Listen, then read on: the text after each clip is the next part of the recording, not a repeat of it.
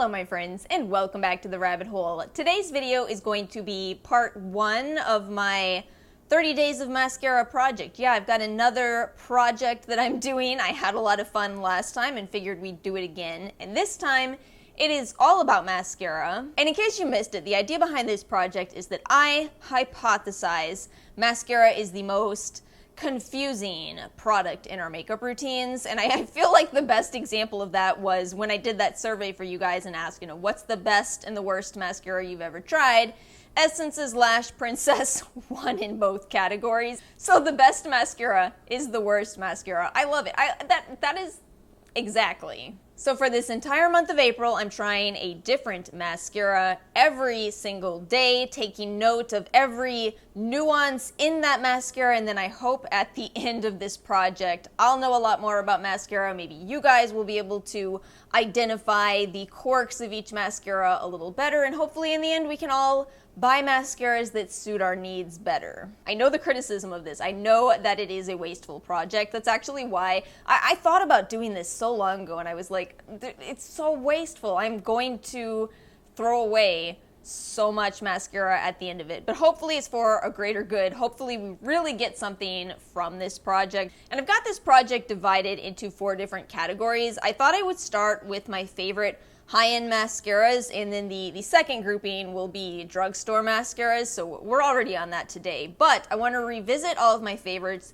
share with you what I ended up finding, what I ranked as the strengths and the weaknesses of each one of these mascaras. Oh yeah, and in the event you're interested in actually kind of looking at my notes, I have been putting all of this on my blog. I mean, I figured, why not? I certainly have the time right now. I might as well do as much as I can. So if you really want to get into what I'm doing with this project, see if you agree with me or disagree with me, I'll have that linked in the description box. But let's get into it. Let's talk about how this first week went. I only gave one mascara a grade of an A+, just one. But you guys, there's one mascara that is just so incredible. I wish I had found it sooner, but it didn't exist sooner, and that is the Ilia Limitless Lash.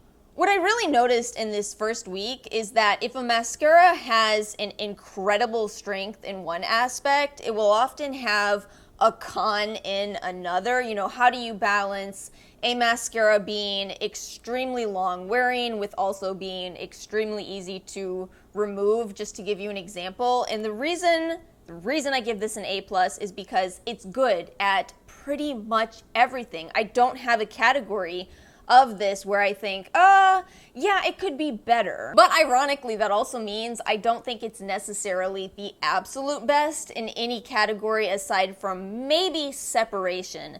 The brush on this mascara is so unique. I've never seen a brush like this. It's got a side for building up the product, so you start by applying with that side, and then you flip it over and you've got this is a plastic bristle brush that just separates your lashes so well. If separation is important to you, I think you're going to love this mascara. You also do get good length, you get good volume, you get good wear, you get good color. Absolutely no struggle with removing this. It's cruelty-free. It's clean. You might think at this point, okay, so you have absolutely no cons whatsoever with the Ilia Limitless Lash. Almost. I really only have one big potential con with this mascara, and that's something that I noticed only with time.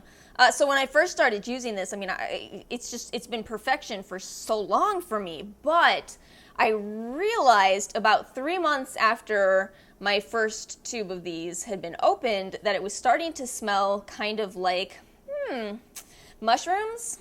Whereas when you first open this, it actually does have a very faint kind of rose scent to it. What that indicates to me is that with this being a clean product, it may not have the level of preservatives that other mascaras do.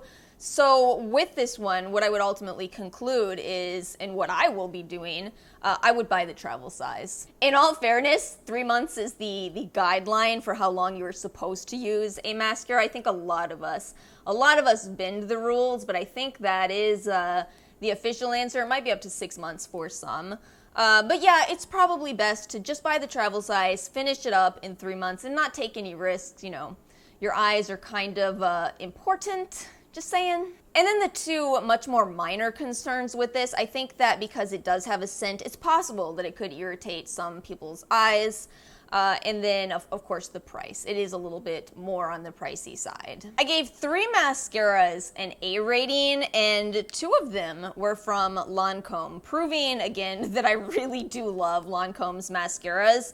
And that would be the Lancome Hypnose Drama, as well as Monsieur Big. As often as I have a mini to open instead of a full size, I will. I am trying to make this wasteful project as not as wasteful as possible. But, you know, I think the strength with both of these mascaras is both of them are so long wearing. I actually think all of Lancome's mascaras are very long wearing, but like I said, that often means that there's a direct con, and with both of these, they're both harder to remove. And to break them down further, I would say Monsieur Big is a little more volumizing, and Hypnose Drama is a little more lengthening, although both of them do give you some of both of those aspects.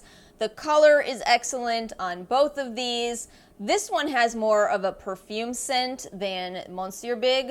And specifically with Hypnose Drama, I think that if you only did a first impression with it, I think you could easily end up not loving it, because it's a very wet formula initially, and it does kind of clump. But, you know, every mascara in this favorite series I've purchased, let's see, at least 2 times.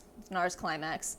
But yeah, I've had quite a lot of experience with them, and that's a potential con with this. It's very wet at first, but as it starts to dry out, it gets a lot better and a lot easier to use, at least in my personal opinion. Monsieur Big stays a little bit more wet over time, and I think that once you hit 2 layers of it, it actually will start clumping no matter what. So both of these, I would say you probably want to have some way to separate your lashes, be that a lash comb or saving the one from Ilia's Limitless Lash. Oh, that is my plan, let me tell you. And then this next one, I feel like this is kind of controversial, but I have to give an A to Benefit's Theyre Real Mascara. This is one of the first mascaras that I ever really fell in love with. It wears so well. It's very hard to remove. I actually think this is the hardest to remove in this entire video.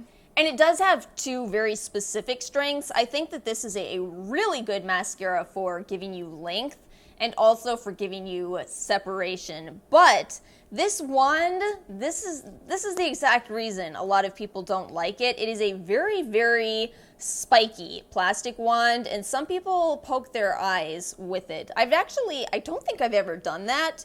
I actually really like plastic wands. I did notice in the mascara survey that a lot of people don't, so certainly something to know here.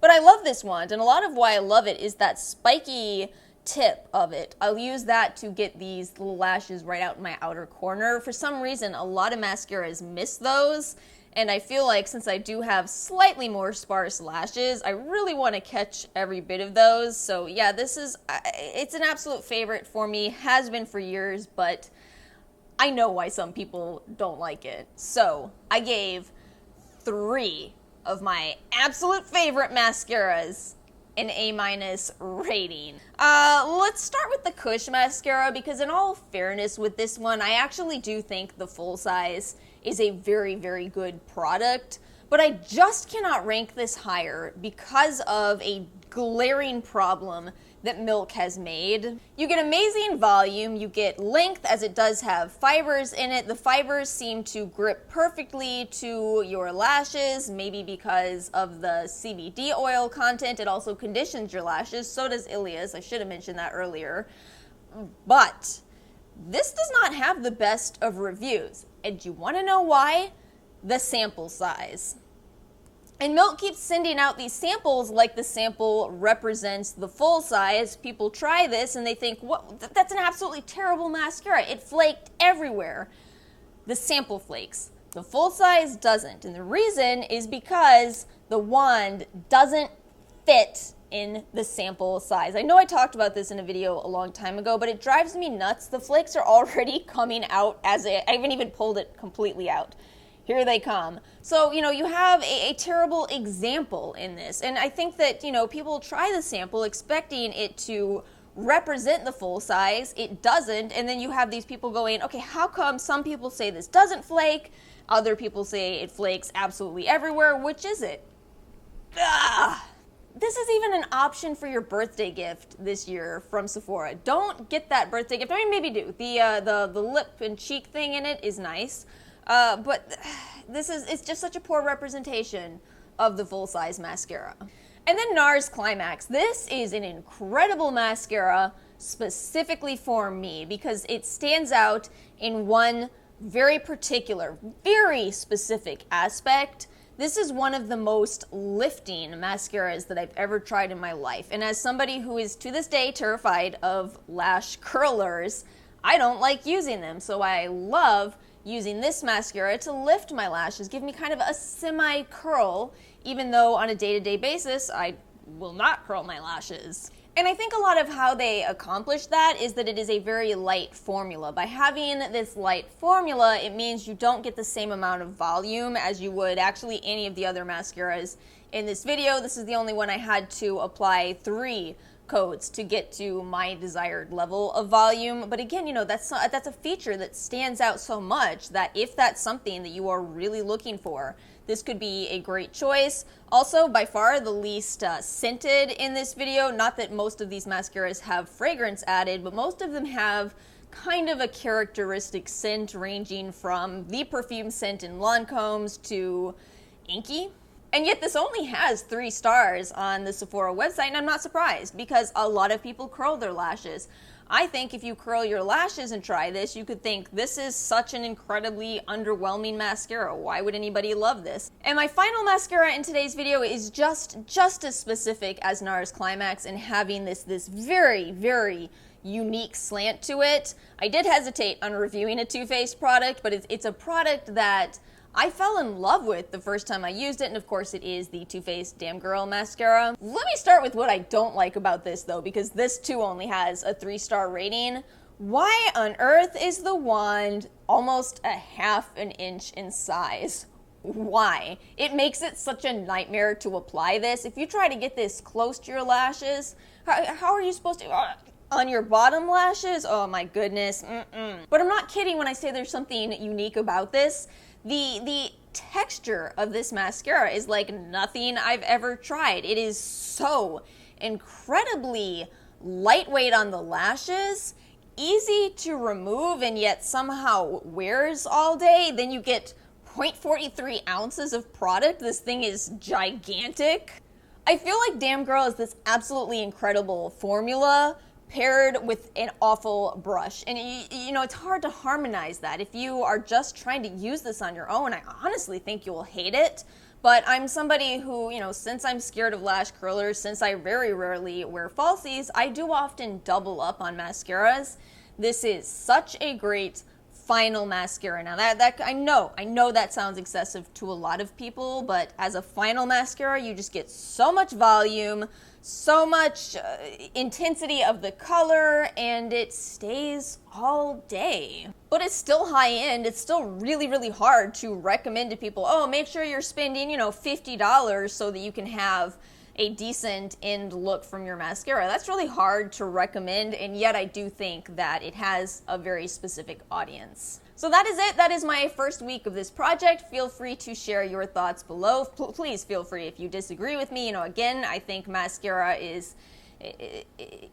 it's very particular. I think we all do have different experiences, and I think it's very hard to find a perfect mascara. But thank you guys so much for watching. If you enjoyed this video, make sure to like and subscribe. Check out the blog if you are interested, and I will see you all next time.